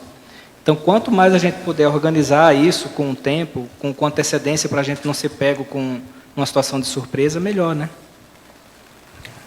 Estou quase fazendo 20 anos. Já fui espírita, já trabalhei o parapsiquismo. Conheci a Conscienciologia em 2008 e vi que este era meu lugar. Sinto que tenho Max Proex. Meu grande trafar é que várias vezes tentei me organizar para trabalhar as energias, fazer projeções e estudar, mas não consigo cumprir minhas metas. Minha atenção é saltuária. Apesar de estabelecer um roteiro a seguir, o entusiasmo some de repente. Tentei fazer o conscienciograma e desisti 3 vezes. Não entendo as perguntas. Percebi que não era assim há um ano. Estou trabalhando de atendente de farmácia. Um emprego bastante estressante, porque tem de fazer várias coisas ao mesmo tempo. De tanto correr de um lado para o outro, acho que me acostumei com isso. Não sei como reagir e nem consigo instalar o EV. O que faço? Olha, seria bom quando você puder aparecer aqui e fazer o balanço existencial. Fala aí para nós quando é que tem e se ele pode fazer isso pela internet. O curso Balanço Existencial já tem a programação, é sempre no carnaval, mas a gente está vendo também de fazer em outra data. A proposta do curso é ajudar a pessoa a realmente fazer esse balanço da vida. Você saber se a farmácia dele fecha durante o carnaval. É. Mas, além disso, nós temos um trabalho aqui que é o CAPEX, que é Serviço de Apoio Existencial. Então, nós podemos fazer um atendimento personalizado, é um serviço gratuito. A pessoa marca com antecedência, pode vir aqui para a gente poder trabalhar isso com a pessoa. Então, para mais informações, você pode acessar o site www.apexinternacional.org. E também nós temos cursos à distância, pela internet. Nós temos o Introdução à Programação Existencial, dentre outros cursos. Então, vale a pena a pessoa conferir toda a programação. Agora, desde já é bom a gente falar para você que 2 diagnósticos. Você é hiperativo e sofre da síndrome da dispersão existencial. Olha bem isso. Outra aqui. Sempre tive medo de morrer. Fui pesquisar as causas e percebi que tinha medo de maneira que isso poderia acontecer. Isso tem ligações com as mortes do passado? Concordo com a professora Mauro quando diz que as pessoas têm medo de morrer porque podem ser a próxima e por isso fogem. Também existem pessoas que fogem para não ter de assistir? De fato, essa questão, eu entendo que tem relação sim, acho que o professor Valdo pode complementar, mas eu entendo que tem relação sim com as experiências que a pessoa teve nas vidas passadas dela. Ou que ela teve nas vidas passadas, ou também até situações que ela viu outras pessoas dessomando e que aquilo ali trouxe sofrimento e marcou ela. Pode ser nessa vida ou pode ser em outras vidas também.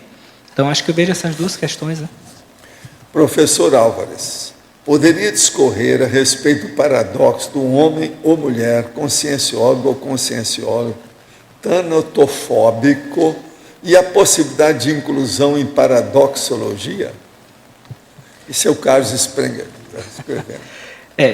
Isso é um paradoxo interessante mesmo, mas vai bem dentro daquilo que a gente fala lá na última linha da parafatologia, que é a condição da autoexperimentação parapsíquica suplantar a crença da imortalidade. Então, o professor Vivaldo ele já falou várias vezes aqui que muitos de nós aqui na Conscienciologia hoje estamos nessa condição de estar passando pelo primeiro curso intermissivo, já comentou até se vocês foram os vilões do passado. E hoje, que essa vida vale 15 das vidas anteriores. Então, resultado, a gente tem uma bagagem pré-atual existência que dá muito pano para manga para a gente ter tanatofobia. Né? É bom a gente falar também que para o Loche essa vida vale 30 das anteriores. Você está vendo que ele nem entendeu o que é isso? Você vê que a situação deve ser 50. Oi, Quanto mais eu tiro o corpo, pior fica. Né? Então, só complementando aí a importância de cada um de nós aqui investir mais mesmo nesse processo da autoexperimentação, das dinâmicas, dos cursos de campo, dos laboratórios de autopesquisa para ajudar nesse processo mesmo de superação. Né? Então, não vai ser simplesmente com a teoria. Nós somos conscienciólogos, mas uma boa parte aqui ainda é conscienciólogo na teoria, né? Está precisando colocar isso na prática. E eu entendo que a pessoa, quando ela chega na condição de conscienciólogo, ela de fato já mandou a tanatofobia para o escambau. Hein? Uma coisa boa é a pessoa estudar um verbete sobre o epicentro consciencial, EPICON, que nós já mostramos isso por aí, tem um verbete sério. Aquele verbete tem uma série de condições para a pessoa ver. Isso melhora as condições da tanatofobia e outras fobias e outras condições. Muito importante isso. Oi, Álvares. Primeiro eu queria dar parabéns aí. Eu nem li o verbete todo, cheguei agora, mas esse tema eu acho tão importante que... E eu concordo contigo também que a maior razão aí por trás mesmo do medo, né, da coisa emocional, é a cognição teática mesmo, né? Que falta, às vezes, a pessoa... Às vezes ela até sabe a coisa teoricamente, mas ignora do ponto de vista teático, né? E eu queria te fazer um convite também, ou você ou alguém do colégio... você é do colégio da dessomatologia, né? Eu já não estou mais fazendo, não, mas pode fazer o convite. Então a Rose, algum dos outros colegas teus aí, para comentar o filme de amanhã que o Valdo recomendou, a gente vai passar. É um filme que está dentro da temática, A Partida, o filme japonês, né? Dentre outras coisas, o sujeito sofre preconceito por causa do trabalho próximo à área da dessoma, né?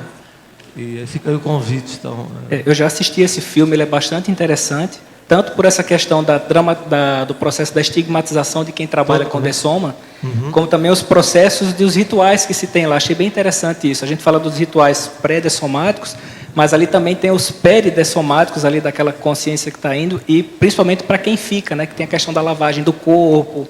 E ali acontece uma série de reconciliações ou de aceitação por parte das consciências que ficam. Porque tudo isso envolve muito da coisa de como que a sociedade ignora a problemática da morte biológica, né? É um filme bem interessante, sim. Né? Então, se puder até comentar, foi ideia até da Cristina ontem, para mim, a Cristina Aracaki, com a Rose, eu não sei exatamente quem faz parte do colégio, mas... Sim, o Colégio Invisível da Dessomatologia, a coordenação é Mário Mariatti, que é aqui em Foz, e a outra coordenadora está na Alemanha, em Düsseldorf, que é a Regina Estermann. Eles dois é que coordenam o colégio. Muito bem. Eu atuo no colégio como consultora. Ela realmente falou do Mário Mariatti, então se alguém estiver ouvindo, quiser amanhã participar e fazer os comentários, eu agradeço. Eu faço convite lá para ele, chamo ele. De que horas? Às 8, né? Às 8, 8h30. Obrigado. E também uma complementação de informação sobre o colégio, que por orientação do professor Val, desde o ano passado, nós vamos trabalhar junto com a OEC. A tendência nossa é nos organizarmos lá dentro com um trabalho conjunto. E nós estamos formando um grupo multidisciplinar para esclarecimento sobre a dessoma, para atender clínicas, hospitais, grupos, familiares, tudo espontâneo e sem vínculo religioso. Praticamente todos os estudos de grupos dessa área de atendimento à SOCIM têm vínculos religiosos, inclusive na Alemanha. A Regina foi fazer curso lá de luto e tudo, é tudo com vínculo de Jesus ou de alguma tendência religiosa.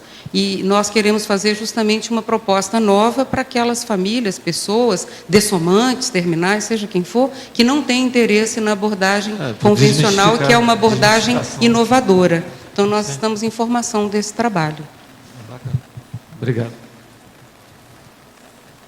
Aqui no ar. Alô?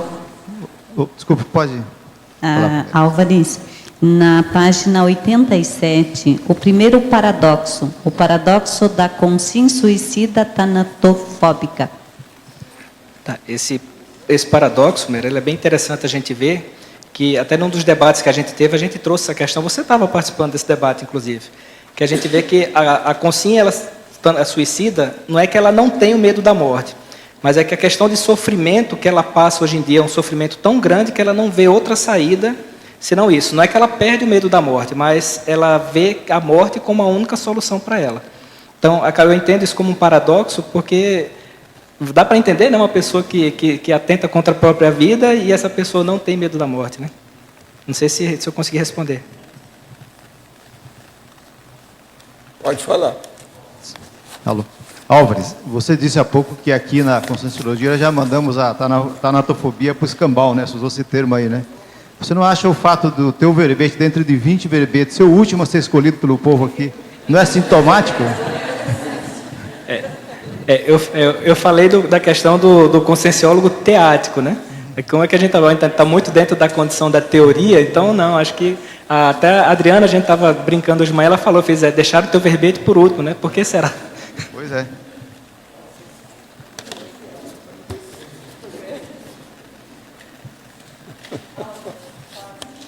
Eu gostaria que você falasse um pouco, página 87, ainda dentro de paradoxologia, o último, os paradoxos da conscienciologia e da projeciologia. E depois, se pudesse enfocar um pouco essa relação medo da morte, tanatofobia, com o medo de se projetar. Bom, Rosa, tem no 700 experimentos, se você for dar uma olhada lá na página 94, Tem os paradoxos da projeciologia e da conscienciologia. Sim, mas eu gostaria que você colocasse se tem alguma experiência, alguma coisa pesquisada sua, de sua vivência. A questão que eu vejo, por exemplo, em relação à questão da saída do corpo. Então, a pessoa que é muito materialista, tem medo da morte, o que é que eu vejo? Primeiro, a pessoa que tem medo da morte, uma primeira tendência dela é querer controlar tudo. Por quê? Porque se sai do controle, a chance dela morrer é maior, né? Então, se eu controlo tudo direitinho aqui, a chance de eu ficar na minha vida, eu consigo. Então, a experiência fora do corpo, para muita gente que ainda não passou pela experiência, é uma experiência muito enigmática ainda, cheia de condições que ela não vai saber o que é que vai passar. Então, por essa condição de ter esse excesso de controle e por ter neofobia, também que é uma condição muito séria, então a pessoa ela se tranca dentro do corpo. Então, o amparador puxa pelos pés, pelas mãos e tudo lá, e a consciência não sai nem a pau. Então, tem esse processo de dificuldade, sim.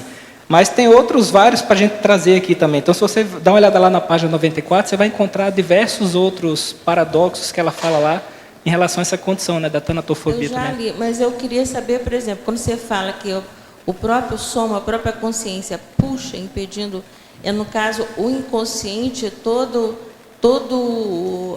sua memória integral que ela tem de outras situações, puxando nesse momento, impede, por exemplo, na projeção, ela pode ter tido algum trauma sério, ou ter sido abordada por consciências assediadoras, e que ela possa ter, isso pode ser proveniente desse um medo de ter esse novo encontro, pode ser isso? Pode, mas pode ser também o seguinte, uma dessoma que ela teve em outra vida e que as características são bem parecidas com a saída do corpo que ela está tendo agora. Uma memória inconsciente daquele processo de desconexão, entendeu? Porque estava aliado à questão do sofrimento e aí ela segura também. Isso aí são hipóteses, né? Eu não tenho, nesse caso específico aí eu não tenho vivência prática, não. Mas não tenho vivência para falar. Acho que o professor Valdo falou para falar mais, mas eu acho possível também, né? Ela trazer uma lembrança passada que ela não recorda bem. E também quando você fala aquela questão de segurar, aquela questão que significa, a consciência fala, eu aqui, eu domino, e lá, como é que vai ser, não é? É uma questão de poder também, tem um pouco de relação com isso? Sim, tem, né? Né? Rosa, poder, controle. A memória, a retrocognição, por exemplo, muitas vezes você não lembra da vida passada, você lembra da dessoma passada. Ela é mais recorrente nas retrocognições, pelo menos dentro da minha experiência. Em algumas delas, você vivencia o momento da dessoma como foi e sai logo do corpo e está lúcido e está volitando em cima da situação ali, assistindo tudo. Essa conexão de dessoma com a projeção é estreita, porque ela vem em várias memórias recorrentes, de que naquele momento você sofreu um acidente, foi jogado por uma escada abaixo, e já sai volitando ali naquele ambiente, até bem aliviado daquela condição que já terminou, entende? Depois de um acidente, de uma perseguição, uma coisa desse tipo.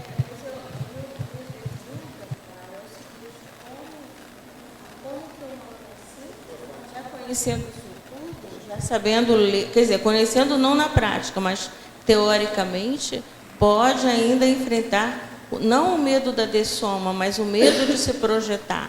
Fazer isso como ele coloca, se prender para que não possa sair. Cada vida é uma vida, né, Rosa? Às vezes a situação por aqui ainda está um pouquinho melhor do que lá. Então a pessoa ela não quer se expor. Tem tanta gente que não quer se expor, nem falando. Então imagina se expor extrafisicamente desse modo claro e, vamos dizer, indiscutível que a pessoa vai ter. Então ela prende a projeção porque ela não quer se expor novamente, seja perseguições, seja o que for, extrafisicamente. E tudo pode. Eu acho que uma das características que a gente vê que a conscienciologia deixa bem clara é como é possível tal coisa. Tudo é possível. Tem o princípio da descrença e tem o princípio de acredite em tudo, porque tudo é possível. Esse também tem que ser levado em consideração. É possível ter informação teórica e agir contrário? Óbvio, é só olhar para nós.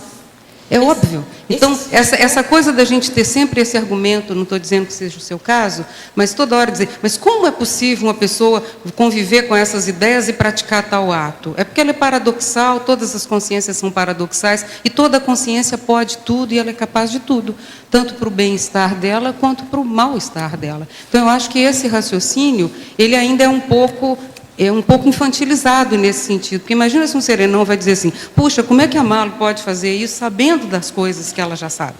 E eu faço. Então, essa condição nossa precisa mudar, porque é uma postura mental que às vezes não ajuda a entender como isso está sendo contraditório até em nós mesmos, entende? Eu, pelo menos, uso essa técnica comigo, de não me espantar com nada, porque tudo pode acontecer e daquela forma mais paradoxal e surpreendente. Então, acho que dentro do paradoxo que ele colocou, eu entendi dessa maneira. Não sei se ajuda aí a sua visão. Eu estou me referindo a mim, né? No caso, não estou fazendo nenhuma, assim, levantando outras consciências, e sim a mim, essa dificuldade da projeção, né? Que eu associo que seja também aliado à questão da tanatofobia, né? Que eu medo. Obrigada. E em relação ao que a Malu falou também, a gente vê muito aqui, as pessoas aqui dentro da nossa comunidade, as pessoas fazerem alguma crítica em relação a nós mesmos, assim, mas tá com Conscienciologia, como é que faz isso? Né? Como se fosse assim, fantasia de também estar pensando que porque está aqui, né? Cada um está no seu nível ainda, né? Correndo atrás. Então, assim, pensam, como que pode não ter ética, cosmoética, que se está aqui dentro da Conscienciologia, né? Hoje ainda ouvi isso. Recentemente estive no mesmo quarto de hospital no qual havia uma senhora em fase terminal.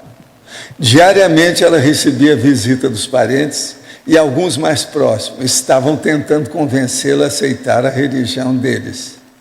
No início, ela até conseguiu resistir, mas quando o quadro clínico piorou, ela terminou cedendo. Houve muita pressão, o clima ficou bem pesado, chegando a ser comentado pelos outros doentes internados e acompanhantes. Professor Álvares, a pressão religiosa exercida pelos parentes seria devido à tanatofobia deles próprios? De que maneira lidar com uma situação dessa a fim de ajudar o doente terminal? A condição, eu acho que tem a ver, sim, com esse processo da tanatofobia, porque a pessoa que não tem aquela crença, então assim, se eu não tenho a mesma crença que o outro lá, então o outro vai para o inferno, porque só a minha crença é que vai levar para o céu, né? Então tem essa questão. Primeiro, essa questão do seguinte, se essa pessoa não for para o céu, ela vai para o inferno. Se ela não for para o inferno, ela vai ficar aqui do meu lado me assediando, né? Então tem que dar um encaminhamento para essa consciência. O pior é a técnica também secular da Igreja Católica sob a extrema unção. Então, tem aquele cara que era um poeta português, meteu o pau na Igreja Católica desde que ele nasceu até na hora de morrer. Na hora de morrer, então, apareceu um padre lá e falou que ele tinha feito a confissão, dizendo tudo. Você já viu, né? O padre ficou louco depois. As consciências vieram tudo em cima dele. Tem um caso desse, que na minha infância, eles contavam isso lá no interior, que aconteceu com um poeta português, que eu não vou falar o nome aqui. O padre ficou louco depois. Por quê? Ele disse, na hora, a Igreja Católica falou que ele tinha disse tudo que ele falou a vida inteira, cheio de poesia dele, é publicada até hoje. Entende? Deixa para lá, mas que o caso foi brabo, foi. Agora, pelo povo que me contou, estudou em Portugal, viu aquelas coisas, parece que isso tudo foi real mesmo. Agora, esse padre tem lá as poesias dele por aí afora, poemas contra a Igreja Católica, e falando a realidade, tudo certinho, bonitinho. E complementando a resposta, acho complicado também, às vezes a gente vê a pessoa quando ela está na fase de soma, muitas vezes ela está numa fase de muita fragilidade, né? Então, é um momento complicado, onde as pessoas costumam fazer lavagem cerebral e muitas vezes vai trazer problema, tanto para o dessomante, como para as pessoas que vão ficar também. E eu entendo que a melhor postura diante desse tipo de contexto, primeiro é o seguinte, acho que é trabalhar até com as crenças que a pessoa tem. Por exemplo, se você vê que a pessoa tem uma crença muito arraigada em relação a determinada linha religiosa, procurar trabalhar essas crenças de forma que ela se sinta mais confortável. Se a pessoa tem alguma abertura à questão da multidimensionalidade, ou conversar esse tipo de coisas, pode-se conversar também sobre esse tipo de coisas. Agora, acho que o mais sério é não tentar fazer lavagem cerebral em ninguém, principalmente nesse momento, né? Descobri, através das leituras de alguns trabalhos feitos por uma pessoa, que ela é a reencarnação de alguém que admiro muito. Julgo que esses trabalhos são excelentes para a humanidade. Gostaria de saber do senhor se devo procurar auxiliar em seu trabalho ou se devo prosseguir fazendo o meu melhor no canto que estou. Não, se você puder ajudar a pessoa, vai ser uma boa, já que você soube. Outra coisa, a gente não fica sabendo de personalidade consecutiva à toa, não. Sempre tem um motivo real, cosmoético, evolutivo, vamos dizer, interassistencial, muito sério, né? Tem que ver. Tenho praticado 20 EVs diários, conforme a orientação do senhor, inclusive registrando e atribuindo nota a cada um. Recentemente tive um sonho consciente em que ensinava uma pessoa a exteriorizar a energia pelos para-olhos durante a projeção, caso não estivesse enxergando bem. Eu nunca havia pensado sobre isso e também não me recordo de ter lido em algum lugar. Essa técnica procede, pode ser recuperação de consciência? Pode, isso tudo tem sua razão de ser. E a técnica procede sim. O processo é o seguinte: pela vista, os olhos, a atenção, você derruba as pessoas, por causa da energia, só de olhar. Eu fiz experiência disso numa comunidade de toxicômanos. Vocês sabem que o toxicômano ele fica sensível. Então, aquele monte de gente está tudo em pé para ver o que eu estava fazendo, para exteriorizar a energia. Eu falei assim, ninguém vai ficar em pé. Se ficar, vai acontecer alguma coisa. Então, alguns, que é toxicômano, né? Tinha gente de todo jeito, cheio de artista, compositor, tudo lá no meio. Isso foi São José dos Campos.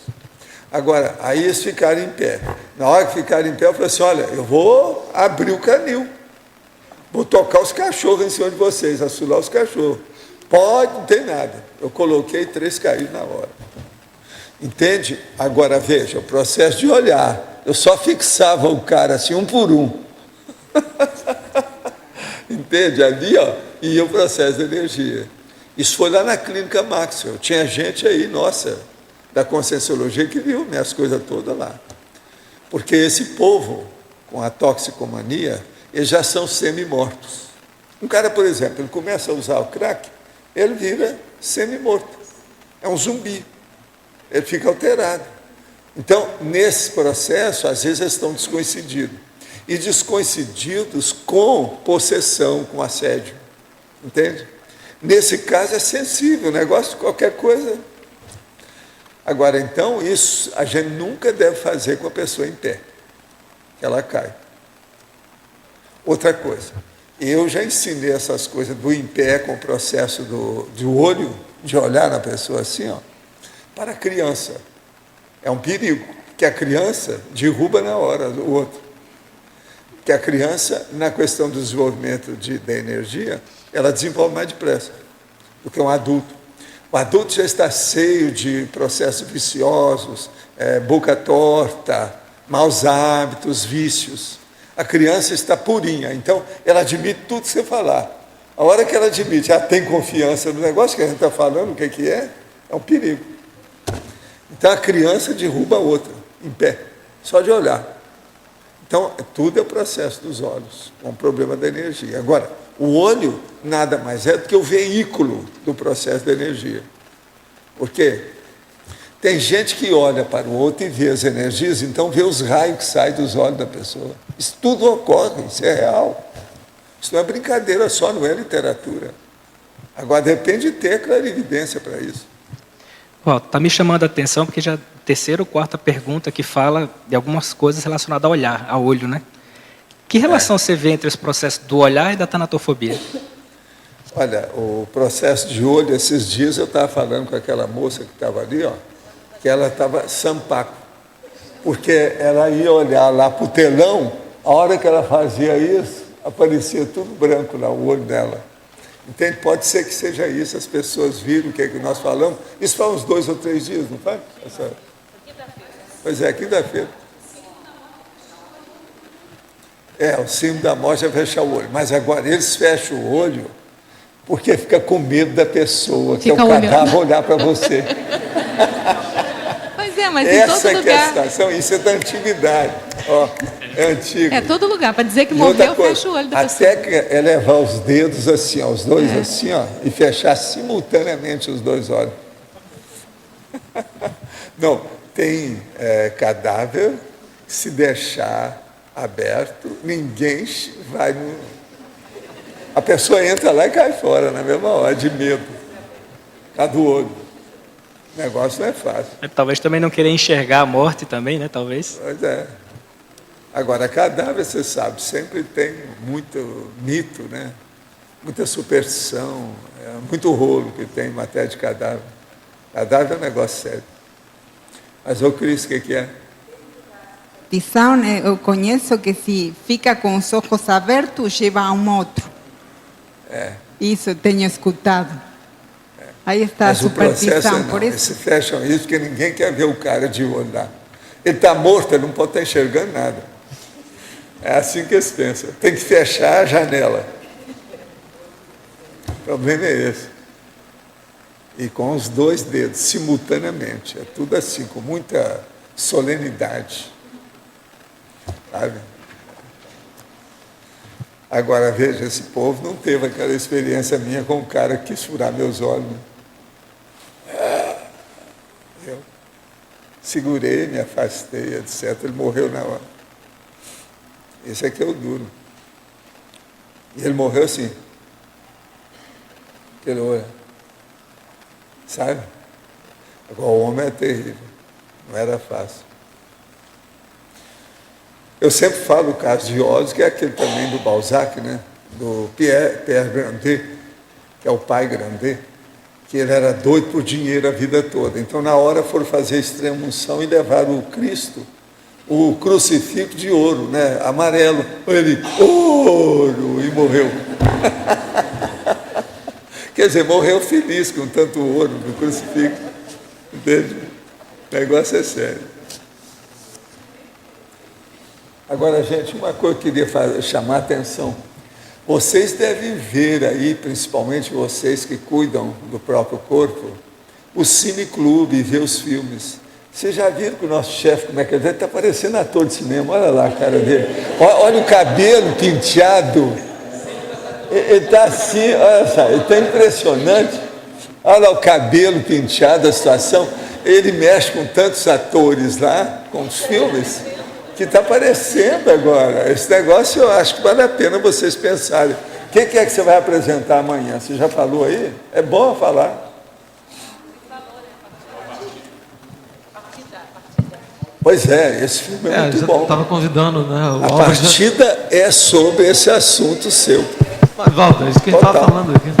Não presta atenção. Pode falar. Mas é isso que a gente estava falando, né? Não. Tá vendo? Além de ator, agora está querendo ficar por cima de tudo. Não quero ficar por cima, não. O Walter que arrumou para a gente o DVD. Foi você que indicou. Eu jamais vou ficar por cima do Walter. Não imagina. Qual que é o nome dele, você sabe? O que, do filme? É o nome dele. Marcos Dung? Você sabe. Marco é nome de artista, alto nível, a rei, etc. Eu morri de fome, eu não morro. Você tem que olhar. Mas o Valdo emprestou, inclusive se não tivesse emprestado, a gente é não ia conseguir passar. Você chegou a ver o filme já? Não, você ainda não viu o filme, né? Não, mas eu andei lendo sobre o filme, vendo as coisas. O filme é muito interessante. E eu vi, por isso agora, que eu eu acho que você tem toda a razão. O Álvares tem que aparecer lá e ver. Eu achei que não aparecer, a ideia foi da Cris Aracá, que ela me falou ontem. Olha, convido o pessoal do Colégio Invisível da Dessomatologia, Marcos. Não, a dessomatologia, longevidade. A turma toda dividida nesse filme. Ela falou, inclusive, do Mário, sim. O filme é fora de série. E aí, quando eu vi que o verbete era sobre isso, hoje eu falei, não posso perder essa chance, né? Vou convidar lá o Álvares, né? Mas eu li, o filme tem esses dois lados mesmo, tanto o preconceito quanto o cara que deixa de comentar, né? Até a mulher, nem a mulher do cara sabe, né? Que ele tá trabalhando na área, porque ele tinha o sonho de ser músico, etc., né? E aquilo se desfaz um pouco, ele tem vergonha, e por outro lado, toda a coisa da pompa, do ritualismo envolvido, aí já do ponto de vista do profissional, ou da área funerária em si, né? Então é bem interessante mesmo. Então, agora com o pessoal comentando, que se conhece mais. Não pode falar muito, senão o povo não vai, Walter. Isso, não pode contar muito, exatamente. Agora, eu queria agradecer, Valdo, primeiro pela indicação, segundo que não é fácil arrumar esse DVD. Eu arrumei um Blu-ray lá na locadora. Esse aí acho que foi dos que eu achei, né? Foi, esse é de vocês. Lá, não foi? Ela me passou. Eu cheguei lá e nós passamos 1 hora vendo o filme. Eu comprei 20 filmes, escolhi esse. Eu não conhecia o filme. Ah, não? Não sabia de nada. Mas aí tem indicação lá por causa do Oscar. Inspiração na hora. Isso. Tem um outro também que agora eu achei, mas esse eu não vou indicar para vocês, que é faroeste. Mas é o maior faroeste que tem em matéria de drama humano. Da terra nascem os homens. Uma coisa, eu separei aquilo junto com a história de Ruth para mandar para minha irmã, que chama Ruth. A Laura levou os filmes. Agora, chegou lá, a minha irmã se interessou, não só pelo da Ruth, mas pelo outro que eu mandei. Você está vendo? Que ela perguntou para você, mas ele mandou para mim ou eu tenho que devolver? Não, a Cris já me falou você que é 2 vezes. O negócio, esse também é um grande faroeste. Agora é coisa comprida, é um senhor drama, muito bem feito. Como é que é o nome da terra? Da terra nascem os homens. Nascem os homens, né? Esse eu não posso arranjar para você. É o contrário da Natofobia, né? Para a terra voltam os homens, né? Esse é o contrário do... Não, é mas sério? da terra nascem os homens. O negócio é muito sério. Assim. Sério? Legal. Como drama. Se tem gente lá que se interessa por essas coisas, porque o processo é de drama em si. Muito bem, o jogo, o processo de emoção da situação, então é muito bem feito. O problema de seu cenário ser faroeste é secundário, cara. Sim. O que interessa é o plot, o enredo. Você está entendendo? O script. E conseguir passar lá. também a Muito mensagem, sério. né? Tá, obrigado. Ó, eu vou passar aqui para o Ivan, que estava com a palavra aqui. Acabei de tirar. Professor, você fez algum estudo sobre a influência das bioenergias em uma torcida em atletas? Você chegou a estudar? Atleta ajuda, mas é que tem muitos excessos nessa história por causa do corpo. Quando ele começa a trabalhar demais com o corpo, o cerebelo às vezes prejudica a manifestação da energia. Eles ajudam, porque às vezes ele faz um corpo muito bom, que tem muita energia.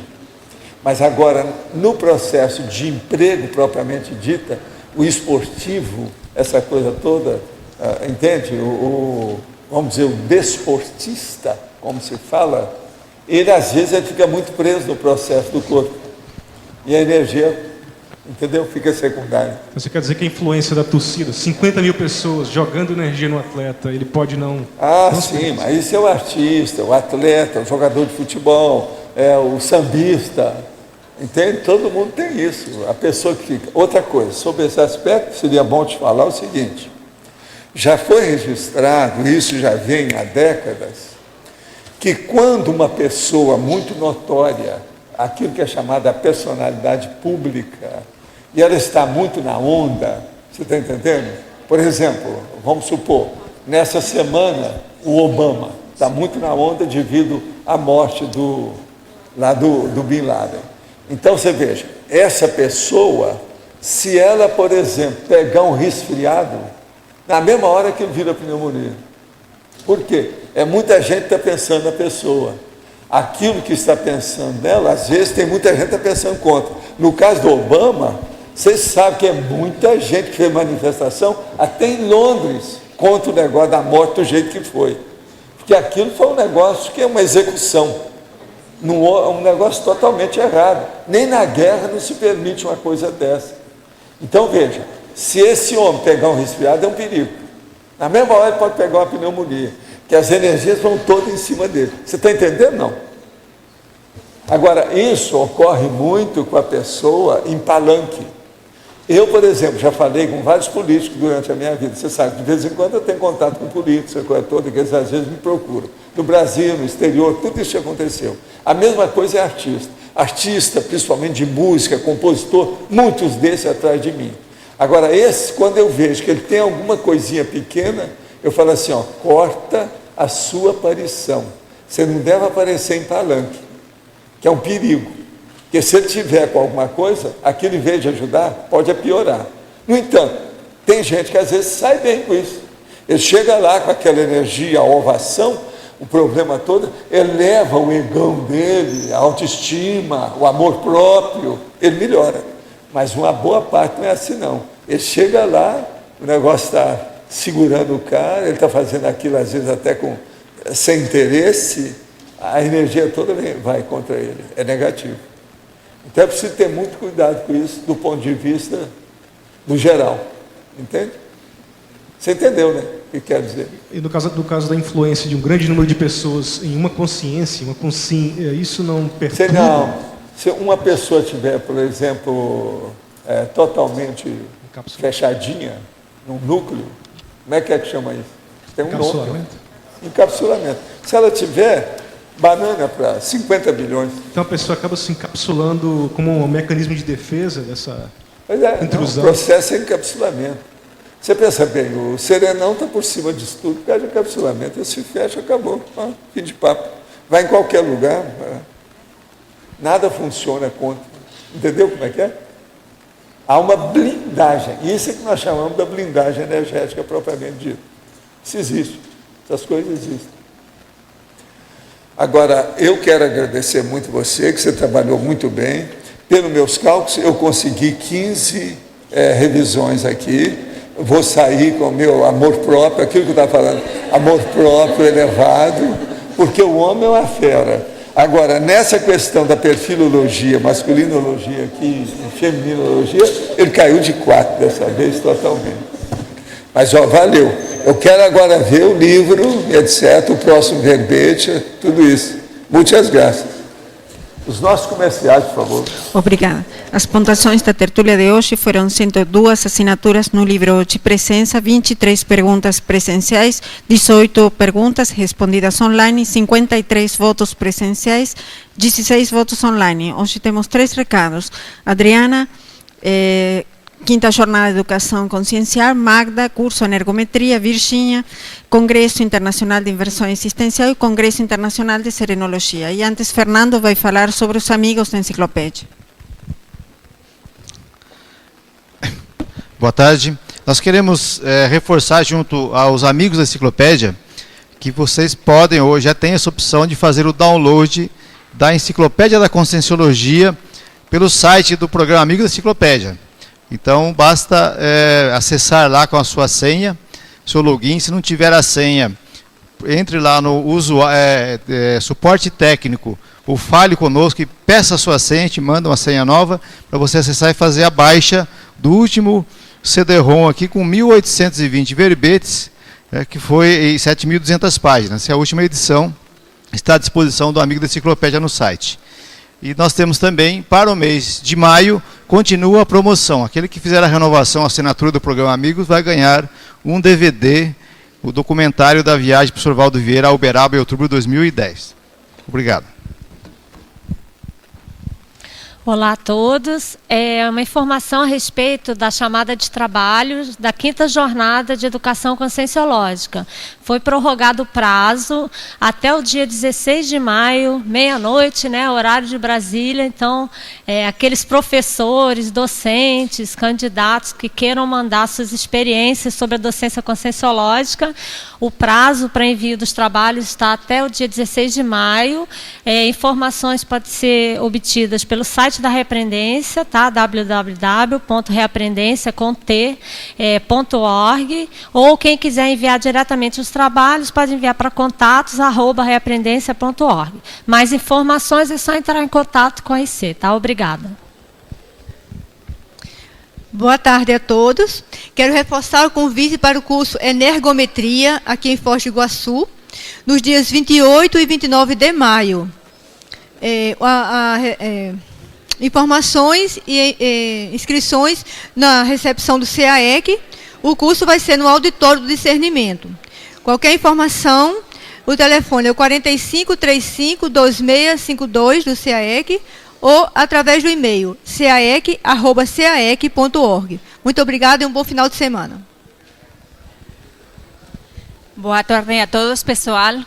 A Simbexis gostaria de convidar a todos vocês ao 9º Congresso Internacional de Inversão Existencial e 1º Congresso Internacional de Serenologia, que vai ser do dia 23 ao dia 26 de junho, no campus de Aracé, en Espíritu Santo. Então, todos vocês estão convidados, temos quase 50 alunos e queremos convidar a todos vocês para participar dos debates de 25 conferencistas para debatir sobre serenologia e inversologia.